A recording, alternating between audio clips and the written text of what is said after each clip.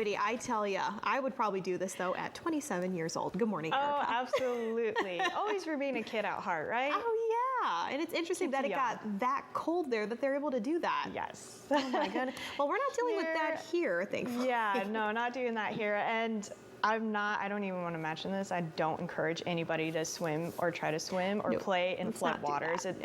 Floodwaters are gross. So please avoid floodwaters if you can by any means. And one thing I wanted to clarify real quickly too, that flood warning really is for those living near the Salinas River and areas near the Salinas River. So it looked like it was a large portion in that flood area, but really it has to do more with the Salinas River itself. So do watch your surroundings though. We are expecting some flooding, especially in those low-lying areas near the river.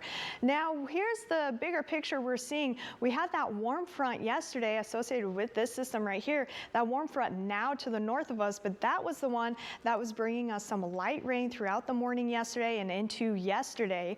But we are seeing clearer conditions today and drier conditions. So that morning commute will be very nice as far as dry conditions. With that said, you're probably going to run into some traffic jams with so many different closed roads around the area. So do give yourself some extra time this morning, even though we are seeing some calmer weather. Now we are going to see that cold front associated with that system, the same system. It's still hanging out to the west of us.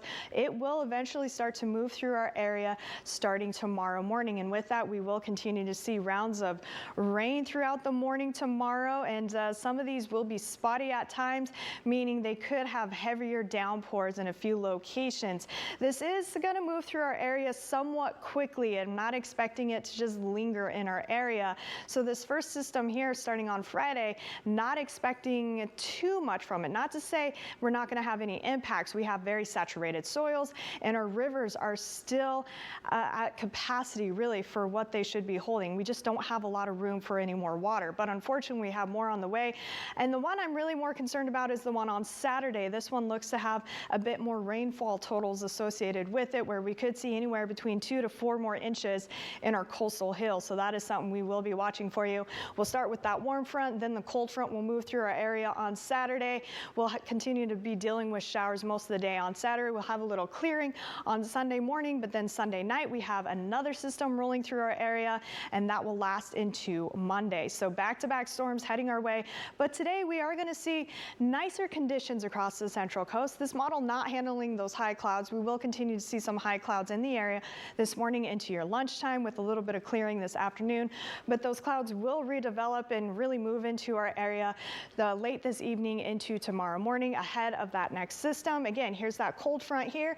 It will move through our area tomorrow morning. With it, we could see some moderate to heavy rain showers at times, but it will be fairly quick moving, leaving behind lingering showers throughout the afternoon tomorrow into the evening. And then we'll kind of calm down a little bit before that next system moves through our area on Saturday morning.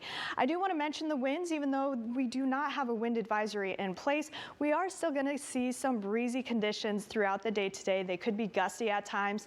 And I'm mentioning this because that does run the risk of still seeing some down trees in a few locations. So again, our soils are very saturated and those trees are very weak at this point, especially with the drought that we've had for several years. We also have a high surf alert for our entire coast, including the Monterey Bay.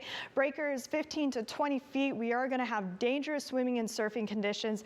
Really, I would just avoid the beaches completely for the next few days. This goes into effect this afternoon, remaining into Saturday, but we have lots of debris in the water, so I would just avoid the beaches if you can altogether. Temperatures today are going to be very comfortable. We're going to be near seasonable, moving back up into those 60s across the area.